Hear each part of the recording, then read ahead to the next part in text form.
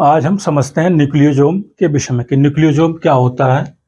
ठीक है, और ये किस तरह से कहाँ पे उपस्थित रहता है। ठीक है, और इसका काम क्या होता है। ठीक है, तो ये क्या होता है न्यूक्लियोसोम्स कि nucleosomes are the fundamental packing units of chromatin.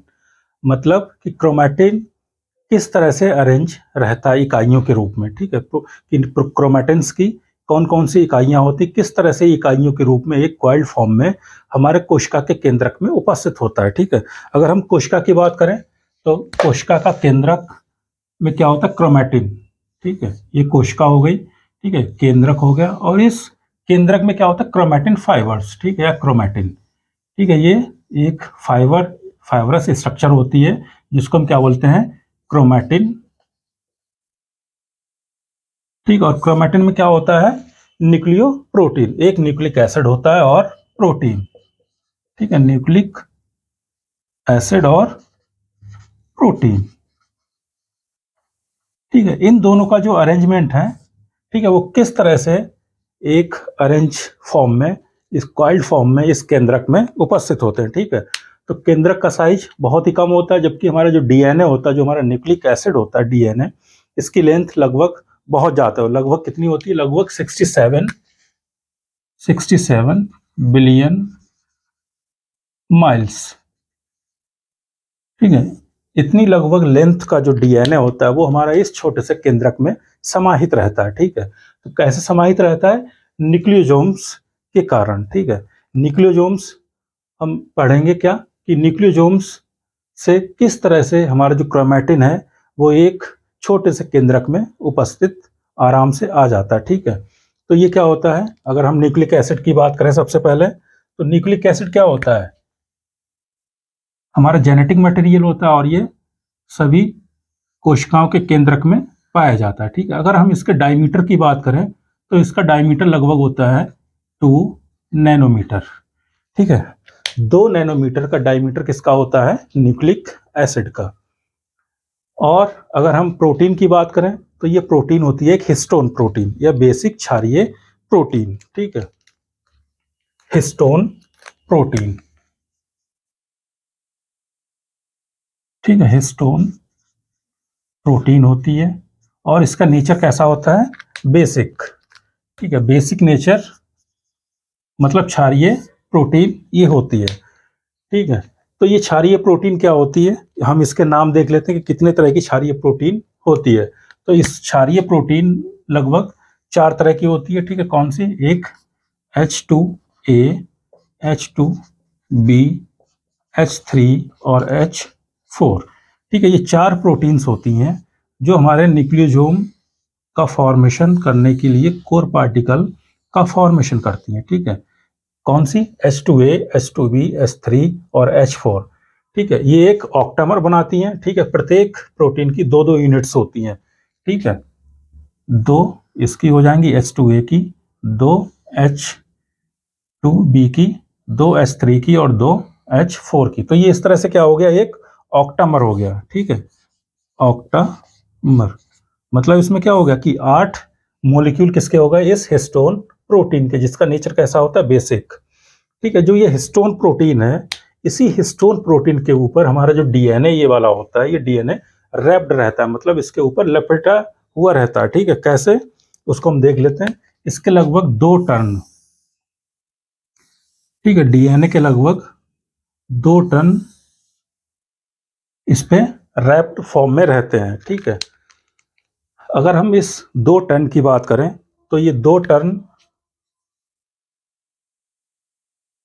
में लगभग कितने न्यूक्लियोटाइड्स होते हैं, लगभग होते हैं 146 न्यूक्लियोटाइड बेस पेयर। ठीक है, ये 2 टन में लगभग 146 न्यूक्लियोटाइड बेस पेयर उपस्थित होते हैं। ठीक है, एक अलग फिफ्थ प्रोटीन होती है, कौन सी, H1 प्रोटीन। ठीक है, कौन सी, H1। ठीक है, H1 प्रोटीन का काम होता है, जो हमारा ये डीएनए इसके रैप्ड होता है, किसके, ऑक्टामर के। ठीक है, तो इस रैप्ड डीएनए को रोकने का काम करता है कौन, H1 प्रोटीन। ठीक है, कि ये ऑक्टामर से इधर उधर खिसके ना। ठीक है, इसके लिए कौन सा एक प्रोटीन पार्टिसिपेट करती है, H1 हिस्टोन 1 प्रोटीन। ठीक है, तो ये क्या हो गया, न्यूक्लियोसोम। अगर हम इसकी बात करें, ये क्या है, न्यूक्लियोसोम। ठीक है, न्यूक्लियोसोम का डायमीटर लगभग कितना होता है, 11 नैनोमीटर। ठीक है, 11 नैनोमीटर का डायमीटर किसका होता है, इस न्यूक्लियोसोम का। इसको क्या बोलेंगे हम, न्यूक्लियोसोम, यही कहलाता है न्यूक्लियोसोम। ठीक है, तो न्यूक्लियोसोम में क्या होगा, एक 8 प्रोटीन का एक मॉलिक्यूल हो जाएगा जिसको क्या बोलते हैं हम, ऑक्टामर। कौन कौन सी उसमें प्रोटीन होंगी, H2A, H2B, H3 और H4, इन सभी की 2-2 यूनिट।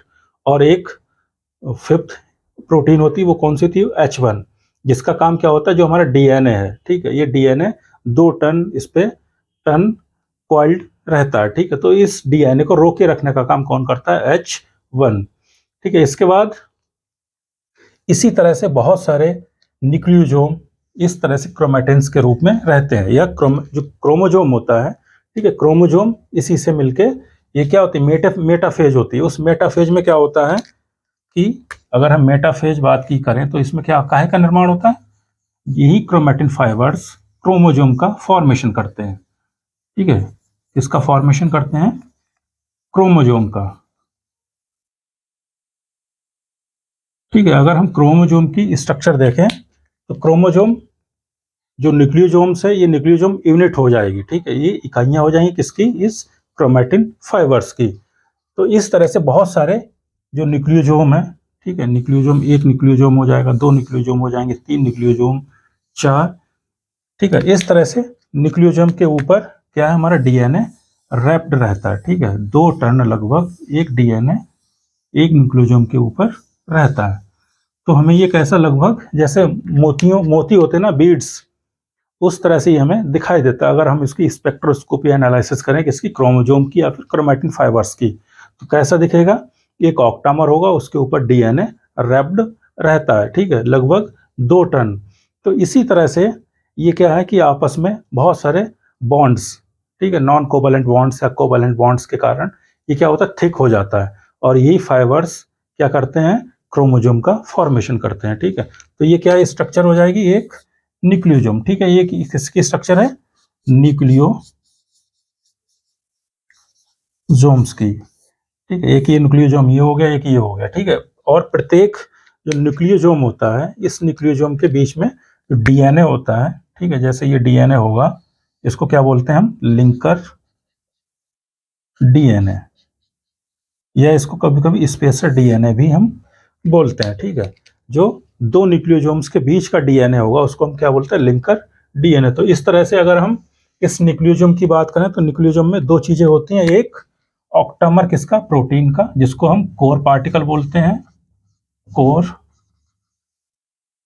पार्टिकल, और दूसरा क्या होता है, हमारा लिंकर डीएनए,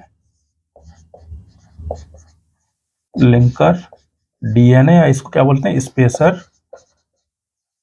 डीएनए भी बोलते हैं। ठीक है, तो ये न्यूक्लियोसोम में 2 पार्ट होते हैं, एक कोर पार्टिकल और दूसरा हमारा लिंकर डीएनए। ठीक है, कोर पार्टिकल में दोबारा देख लेते हैं क्या क्या होता है। कोर पार्टिकल में क्या होगा, एक ऑक्टामर होता है और इसमें 4 तरह की प्रोटीन होती हैं, एक H2A, H2B, H3, H4।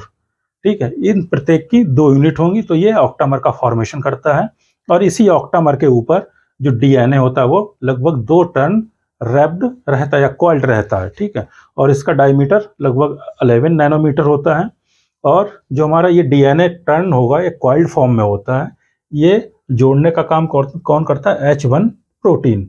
ठीक है, तो ये स्ट्रक्चर किसकी हो गई, एक न्यूक्लियोसोम की स्ट्रक्चर हो गई। ठीक है, इसी न्यूक्लियोसोम को हम क्या बोलते हैं, सुपर सोलेनॉइड मॉडल। यही न्यूक्लियोसोम्स ये क्या होते हैं कि बहुत सारे कॉइल्ड फॉर्म में, ठीक है, कॉइल्ड फॉर्म में मतलब थिक हो जाते हैं, और थिक होके ये एक क्रोमोसोम का फॉर्मेशन करते हैं। ठीक है, और इसी को हम क्या बोलते हैं, super solenoid model of DNA, कि एक लंबा सा डीएनए एक छोटे से स्पेस में किस तरह से समाहित रहता है। ठीक है, तो ये हो गया हमारा पैकेजिंग ऑफ डीएनए या पैकेजिंग ऑफ न्यूक्लिक एसिड।